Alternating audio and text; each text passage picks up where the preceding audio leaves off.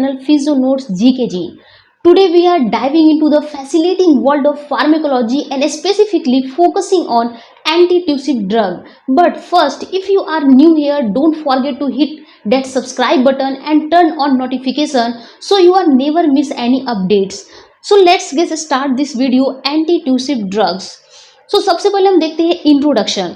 हमारा जो antitussive drugs होता है उसका सबसे फर्स्ट पॉइंट आपका है कि इसका ये ड्रग जो हमारा होता है वो हमारे रिस्पायरेटरी सिस्टम की ड्रग होती है। ओके, सबसे मेन पॉइंट आपको याद रखना है कि किस सिस्टम की ये ड्रग है, आपका रिस्पायरेटरी सिस्टम की ड्रग होती है। सेकेंड पॉइंट क्या है कि इस ड्रग का हम यूज़ करते हैं अगर कोई पेशेंट को ड्राई कफ हो रहा है तो उस कफिंग को सप्रेस करने के लिए हम यूज़ करते हैं, या जो कोई भी आपका नॉन प्रोडक्टिव कफ हो रहा है तो उसको सप्रेस करने के लिए हम यूज़ करते हैं। ओके, आई होप कि आप समझ गए हो कि एंटीट्यूसिव ड्रग हम कब यूज़ करते हैं। देन हम देखते हैं कि इसका मैकेनिज्म ऑफ एक्शन क्या होता है, मीन्स फार्माकोडायनेमिक्स क्या है, ये जो ड्रग हम पेशेंट को दे रहे हैं तो किस तरीके से हमारे बॉडी में एक्ट कर रही है।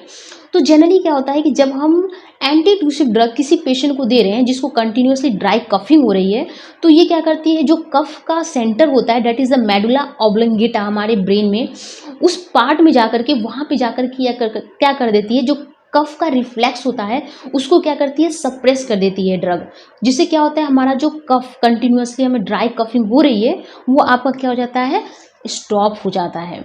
तो आई होप कि आप मैकेनिज्म समझ। अब हम देखेंगे कि जो एंटीट्यूसिव ड्रग होता है उसमें कॉमनली हम कौन कौन सा ड्रग यूज़ करते हैं। आपको एक बात याद रखना है कि एंटीट्यूसिव में दो तरह के हम ड्रग यूज़ करते हैं, ऑपोइड एंड नॉन ऑपोइड।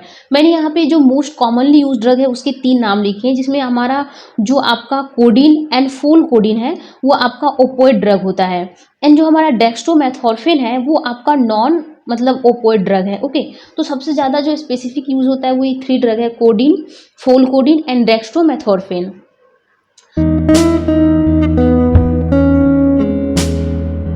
सर नेक्स्ट हमारा है डोजेस एंड रूट्स, मतलब कि हमको कितना डोज प्रेफर करना है जो भी पेशेंट रहेगा उसको, और कौन सा रूट मतलब यहाँ पे यूज़ होता है। तो जनरली रूट तो आपका ओरल रूट होगा। डोजेज में क्या है कि 10 से 15 mg हमको कोडिन प्रेफर करना है एंड 6 आवर तक, मीन्स कि अगर मान लीजिए सुबह मॉर्निंग में 8 बजे मतलब 8 AM में जो पेशेंट है उसने अपना क्या किया है, सिरप लिया है, ठीक, तो वो 6 आवर के फिर बाद आपका क्या करेगा, वो फिर मतलब 10 से 15 mg क्या कर सकता है उसको ले सकता है। तो जनरली क्या होता है कि ये जो हमारा जितने भी एंटीट्यूसिव ड्रग होते हैं वो स्पेसिफिकली देखा जाए तो सिरप फॉर्म में ही आते हैं, या कुछ जो है आपको वो टैबलेट फॉर्म में भी आते हैं। तो ये हमारा डोसेज एंड रूट रहा। देन हमारा है इंडिकेशन। इंडिकेशन मतलब कौन कौन सा ऐसा कंडीशन होगा जिसमें हमको पेशेंट को प्रीफर करना है ये आपका ड्रग को। तो सबसे पहला है ड्राई एंड अनप्रोडक्टिव कफ, जो मैंने आपको पहले बता दिया, अगर पेशेंट को ड्राई कफ हो रहा है या अनप्रोडक्टिव कफ हो रहा है तो हम दे सकते हैं। दूसरा है रिस्पायरेटरी डिस्ट्रेस, अगर रिस्पायरेटरी डिस्ट्रेस मतलब आपको पेशेंट को ब्रीदिंग लेने में प्रॉब्लम हो रही है, मतलब कफ करते करते ड्राई कफ करते करते उसको क्या हो रहा है कि चेस्ट में भी पेन होने लगा है, उसकी जो विजिंग मतलब कि जो आपका विजिंग उसको साउंड सुनाई दे रहे हैं, तो ये सारे अगर किसी तरह के रिस्पायरेटरी डिस्ट्रेस होगा तो पेशेंट को हम दे सकते हैं। दूसरा आपका है टायरिंग हैजोडल कफ।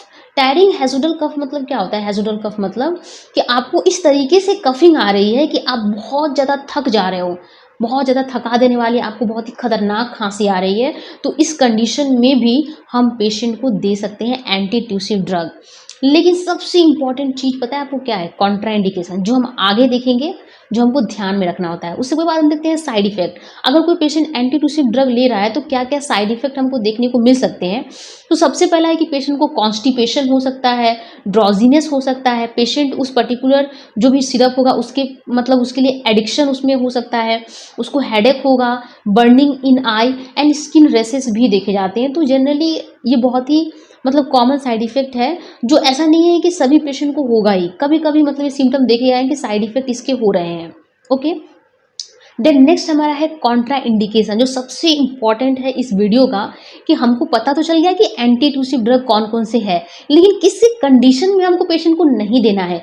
क्योंकि अगर मान लीजिए हम पेशेंट को, मेन हम पर्पस क्या है, हमको ट्रीटमेंट करने के लिए हम इस ड्रग को दे रहे हैं, लेकिन अगर हमको कॉन्ट्रा इंडिकेशन नहीं पता हो और हमने उस पेशेंट को ड्रग दे दिया, तो क्या हो सकता है, फर्दर जो पेशेंट है उसकी कंडीशन बहुत ही सीवियर हो सकती है। तो हमको सारे ड्रग का कॉन्ट्रा इंडिकेशन तो याद होना ही चाहिए। तो सबसे पहले आपको याद रखना है कि जो एंटी ट्यूसिव ड्रग होता है, अगर कोई भी सीओपीडी का पेशेंट हो, उसको अस्थमा हो, क्रोनिक ब्रोंकाइटिस हो, कोई भी सीओपीडी का पेशेंट हो, उसको नहीं देना है। क्योंकि क्या होगा, सीओपीडी का पेशेंट है तो उसमें क्या होगा, जो आपका प्रोडक्टिव कफ होगा, मतलब उस कफ को बॉडी से निकालना ज़रूरी होगा।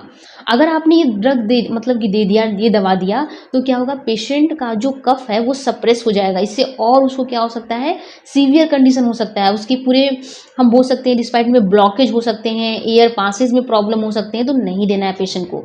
एक और कंडीशन है डायबिटीज़, इस कंडीशन में भी आपको पेशेंट को नहीं देना है। ओके, सो हमने इस वीडियो में क्या देखा, जनरली हमने इस वीडियो में एंटी ट्यूसिव ड्रग्स का इंट्रोडक्शन देखा कि ये क्या होता है, इसका फार्मेको डायनेमिक्स क्या होता है, किस तरीके से ये एक्शन करती है हमारे बॉडी में। देन हमने इसमें से कॉमनली जो ड्रग यूज़ किया जाता है वो हमने देखा, किस किस कंडीशन में हमको देना चाहिए, इसके साइड इफ़ेक्ट क्या हो सकते हैं और कॉन्ट्रा इंडिकेशन क्या है। So if you found this video helpful, give it a thumbs up and share it with your friends. Until next time, stay healthy and stay informed. Thank you for watching my video.